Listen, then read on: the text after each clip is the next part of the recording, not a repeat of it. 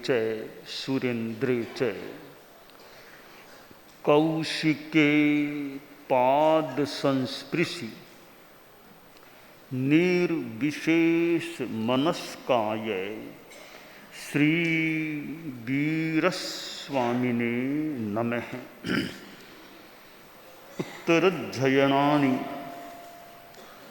आगम के चौथे अध्ययन का तीसरा श्लोक है। तेणे जहाँ संधि मुहे गही ए सकम्मुणा पिच्चई पावकारी एवं पया पिच्च इहम च लोए कडान कम्माण न मुख अट्ठी। जैन दर्शन के अनेक वाद हैं, सिद्धांत हैं। आत्मवाद जैनिज्म का एक प्रमुख सिद्धांत है कि आत्मा है, शरीर अलग है, आत्मा अलग है और आत्मा परमानेंट है, स्थायी है, शाश्वत है। हर आत्मा हमेशा थी, वर्तमान में है और हमेशा रहेगी। प्रत्येक आत्मा असंख्य इन्यूमरेबल पॉइंट्स, असंख्य प्रदेशों का एक पिंड होती है।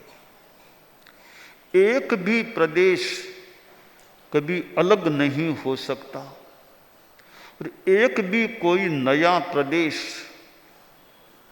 उन असंख्य प्रदेशों के साथ जुड़ नहीं सकता, बढ़ नहीं सकता।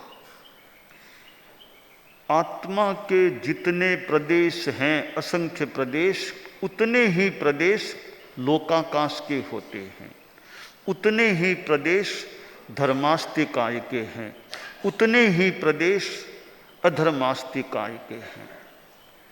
चार चीजों के प्रदेश तुल्य हैं: धर्मास्तिकाय, अधर्मास्तिकाय, लोकाकाश और एक जीव। इन चारों के प्रदेश असंख्य हैं और असंख्य भी एक समान, बिल्कुल बराबर हैं। तो आत्मा के जो असंख्य प्रदेश हैं, कोई ऐसा शस्त्र दुनिया में नहीं जो आत्मा को काट सके। आत्मा अच्छेद्य है, आत्मा अभेद्य है, आत्मा अदाह्य है। तो यह आत्मा की शाश्वतता है, एक रूपता है कि असंख्य प्रदेशों का जो पिंडत्व है उसमें कोई अंतर नहीं आता। न अतीत में आया, न अनागत में आएगा, न वर्तमान में आ रहा है। कि जितने असंख्य प्रदेश हैं उतने के उतने अनंत काल पहले थे और उतने के उतने ही अनंत काल बाद भी रहेंगे। एक भी कम ज्यादा नहीं हो सकता। यह आत्मा की एक रूपता है, शाश्वतता है। तो यह आत्मवाद का सिद्धांत जैन दर्शन का है। कर्मवाद का सिद्धांत भी जैन दर्शन का है। आत्मवाद, कर्मवाद। आत्मवाद और कर्मवाद, इन दोनों के योग से मानो नव तत्वों का निर्माण, नव तत्व है। नव तत्व जो हैं, जीव अजीव, पुण्य पाप, आश्रव संबर, निर्जरा, बंध मोक्ष। जीव अजीव तो मान ले एक सामान्य चीज है। दुनिया में दो ही चीजें हैं, जीव और अजीव।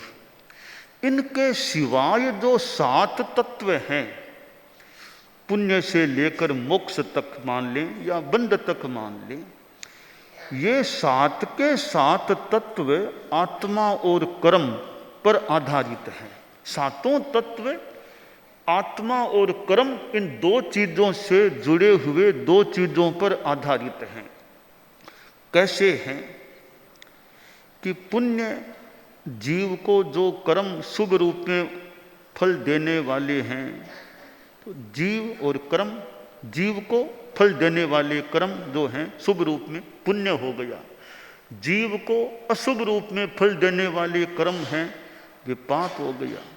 जीव में कर्मों के आगमन का जो मार्ग है वह आश्रव हो गया, कर्म को रोक देना संवर हो गया, कर्म को झाड़ना झड़ना वो तप कह दें उसका निमित्त कारण वो निर्जरा हो गया, बंधे वे आत्मा के साथ पुद्गल हैं वो कर्म जो बंद हो गया, कर्मों से पूर्णतया छुटकारा मोक्ष हो गया।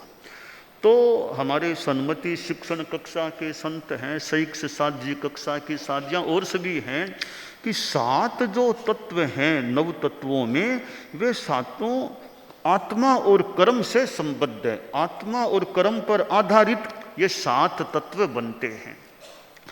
तो कर्मवाद भी एक जैन दर्शन का सिद्धांत, महत्वपूर्ण सिद्धांत है कि कैसे जीव दुख पाता है, सुख पाता है, कैसे मोक्ष, कैसे निर्जरा, कैसे संवर आदि।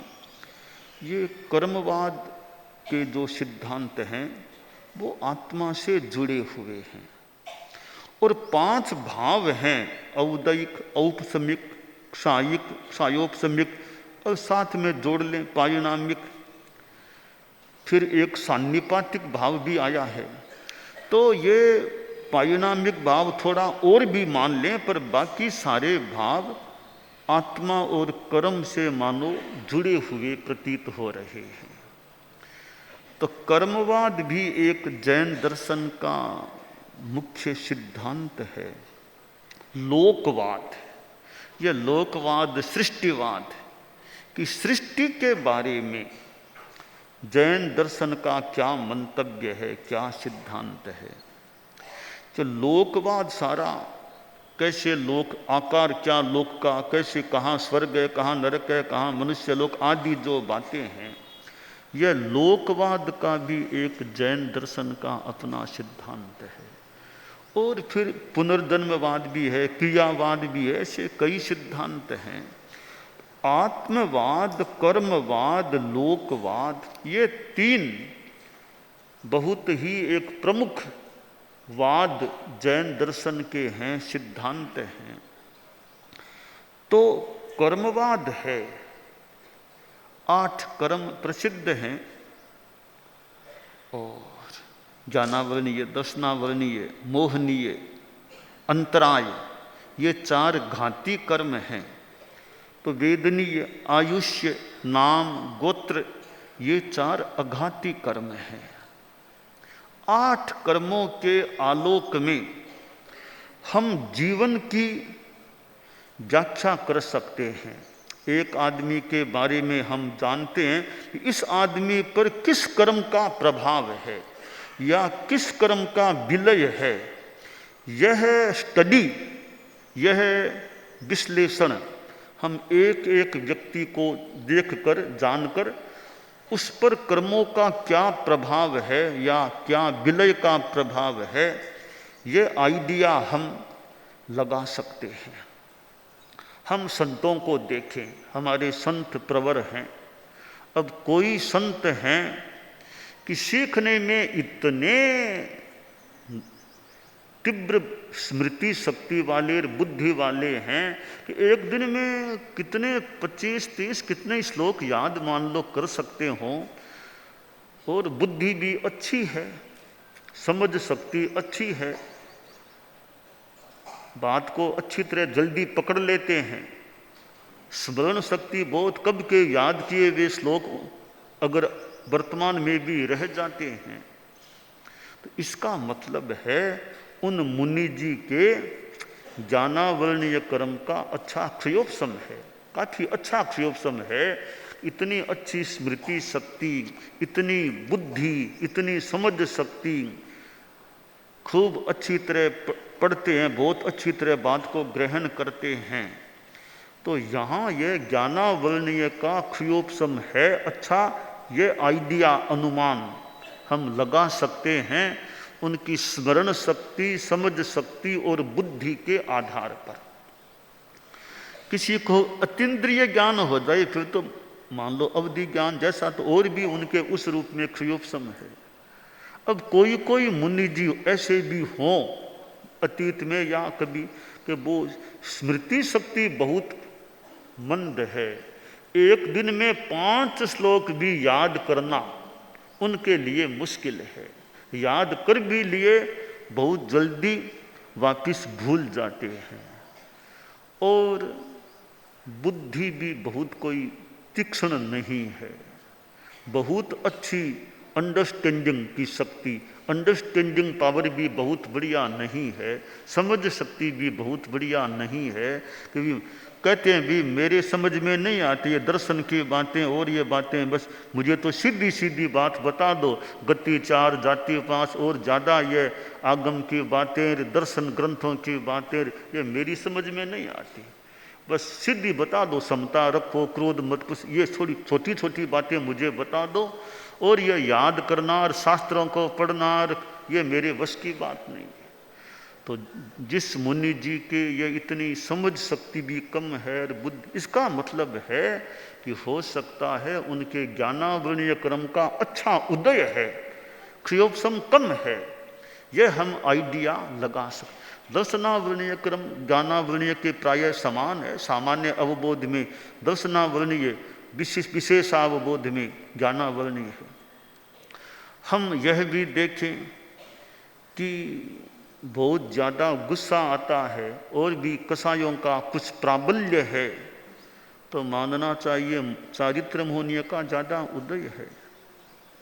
और कहीं श्रद्धा आदि में भी ठीक नहीं तो दर्शन मोहनीय का भी कुछ उदय किसी रूप में हो तो हो सकता है, वरना चारित्र मोहनीय का कुछ ज़्यादा उदय है। और शक्ति की दृष्टि से भी कमजोर हैं तो अंतराय क्रम का उदय हो सकता है। दान लाभ भोग उपभोग वीर्य जो अंतराय क्रम के हैं, कि गोचरी जाते हैं विशेष कुछ मिलता ही नहीं है, प्राय प्राय खाली पात्र लेकर आ जाते हैं।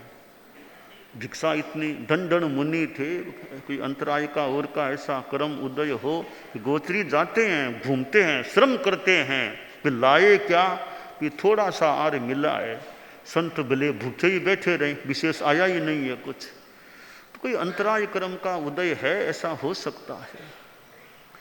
और अब कोई मुनि जी हैं नजर न लगे, शरीर बड़ा स्वस्थ रहता है, बड़ा मजबूत है, हड़ीप हैं, काम करने में बड़े सक्षम हैं, कहीं भेज दो वो काम करो, वो काम करो, दूर जाओ नेड़ा जाओ, दूर घरों में गोचरी जाओ, लंबे विहार करना, कोई दिक्कत नहीं आ रही है।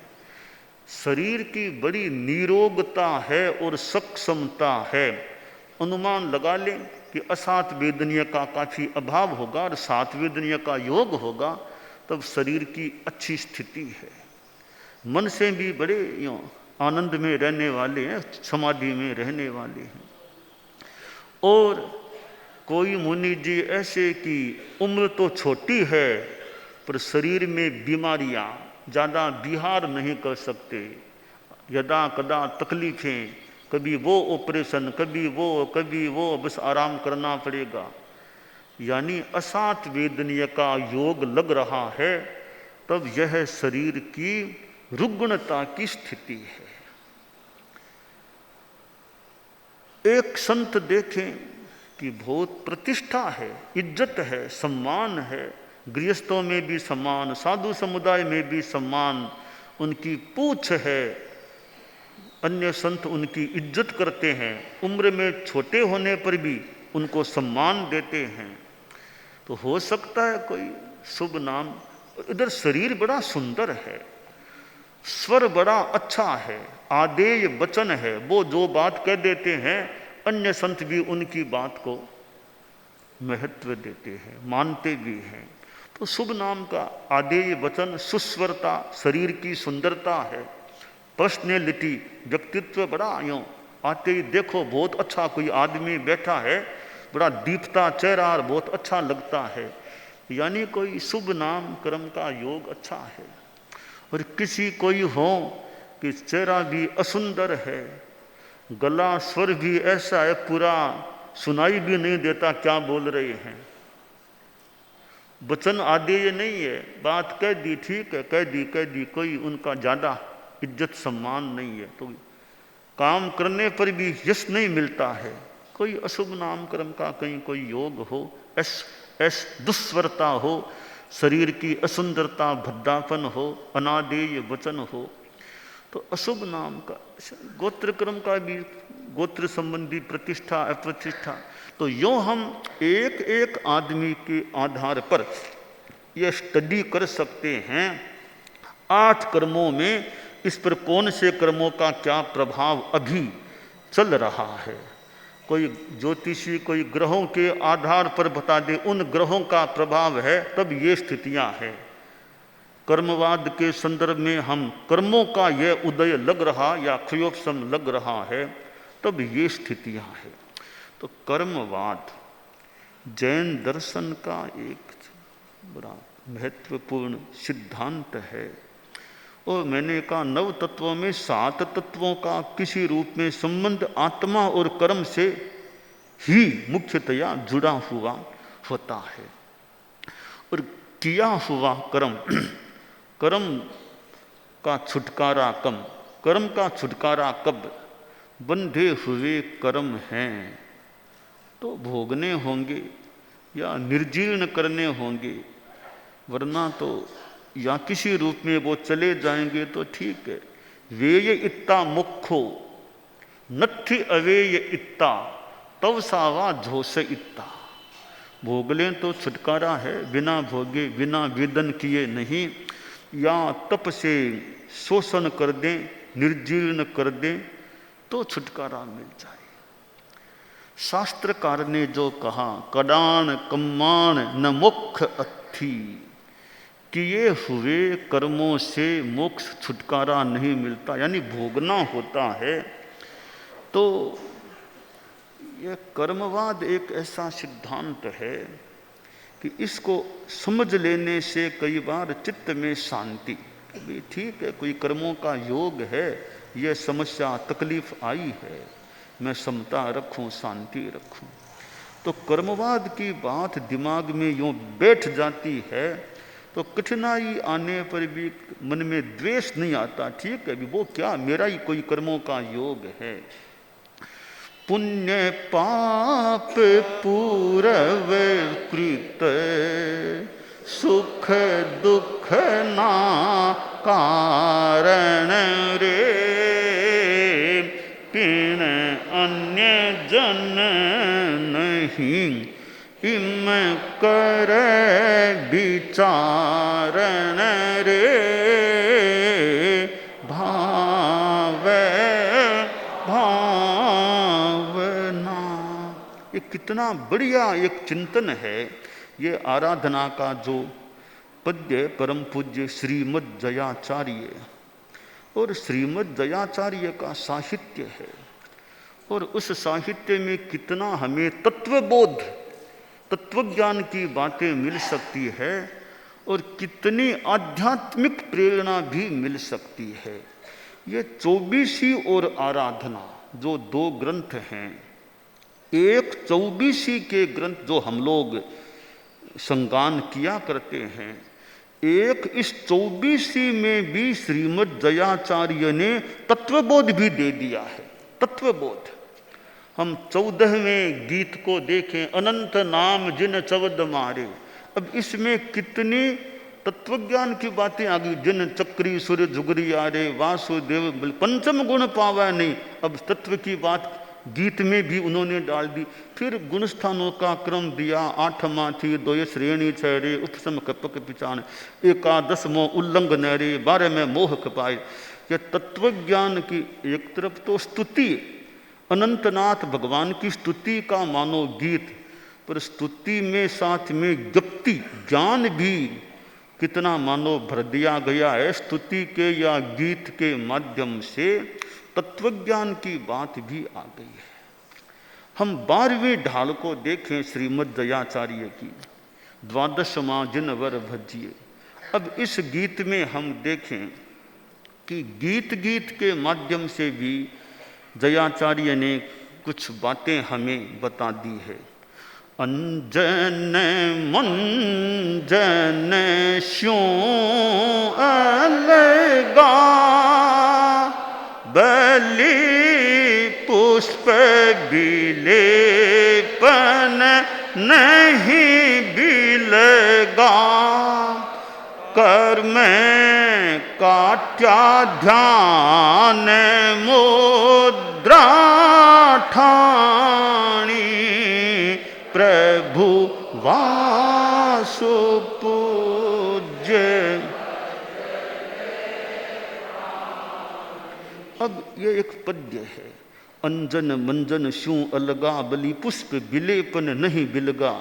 अब ऐसे तो ये एक स्तुति है भगवान की, पर मुझे ऐसा लगा इसके माध्यम से श्रीमद् जयाचार्य ने अमूर्ति पूजा का सिद्धांत भी इसमें निहित कर दिया है। अमूर्ति पूजा का कि हमारे भगवान कैसे अंजन मंजन स्यों अलगा, पुष्प विलेपन नहीं बिलगा। अब यह बात कहकर उन्होंने अमूर्ति पूजक धारणा को या अपनी बात को इस गीत में भी निहित कर दिया है। ऐसे हम 24वीं में तत्वबोध इस पर ध्यान दें। अब जहाँ तेरा पंथ के सिद्धांत की बात है, 17वां गीत हम देखें। कुंथुनाथ भगवान के बारे में जो गीत है, ए संजय तीरो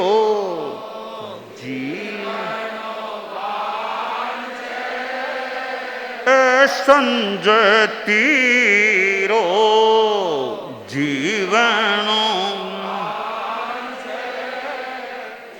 सावध्य तहती को रे, प्रभु को समरण करनी, अनुकंपा दोय श्री जी ने भाखी, अनुकंपा दोय श्री जी मर्म ए समदृष्टि को रे, प्रभु को सम।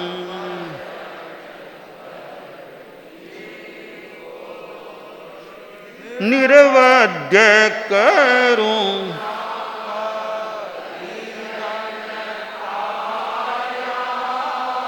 निर्वद्य करुणा करी जनतार्या,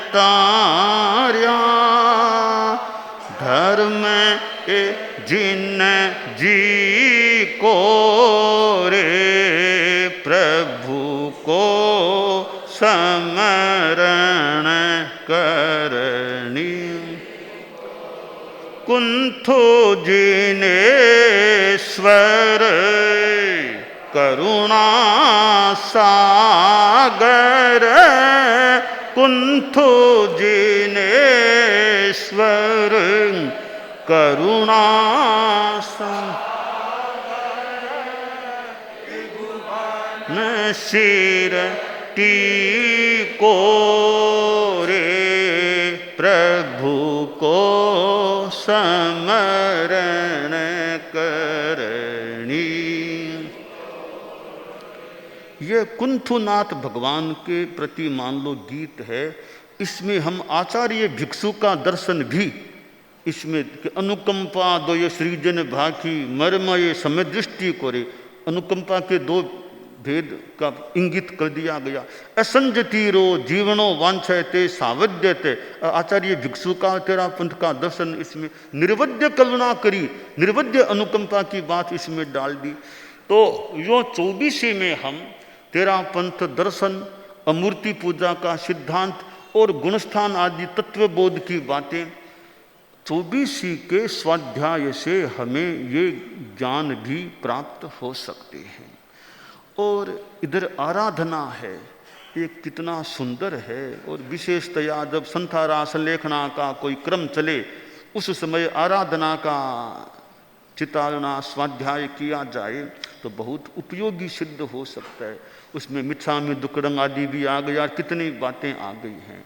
तो परम पूजनीय श्रीमद् जयाचार्य, तो उनके जो ये 24 आराधना के ग्रंथ हैं, और उनमें हम अब कितना सुंदर आराधना में एक बात बता दी, जे समकित बिन में चारित्र ने क्रिया रे, बार अनंत करी पिण काजन सरिया रे। अब कितनी एक वैराग्य की कह दें, तत्व की बात की, सम्यक्त्व के बिना चारित्र की क्रिया करी है, उसका कोई विशेष फल, ज़्यादा फल नहीं है।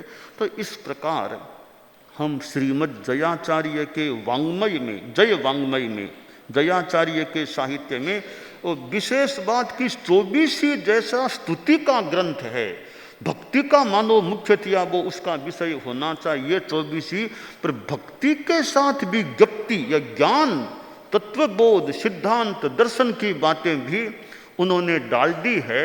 यह एक कितनी एक विशेष, कोरी भक्ति भक्ति की बात नहीं, भक्ति के साथ साथ एक तत्वबोध, सिद्धांत को भी डाल देना एक संभवतः यह श्रीमद् जयाचार्य की विशेष बात हो सकती है। तो यह कर्मवाद का सिद्धांत जो है, कडान कम्मान न मोक्ष अथी, किए हुए कर्मों से छुटकारा कब। तो कर्म किए हैं तो या तो निर्जरा हो या फिर किसी रूप में वेदन हो, तभी छुटकारा मिल सकता है। तो जैन दर्शन का यह कर्मवाद एक महत्वपूर्ण सिद्धांत है।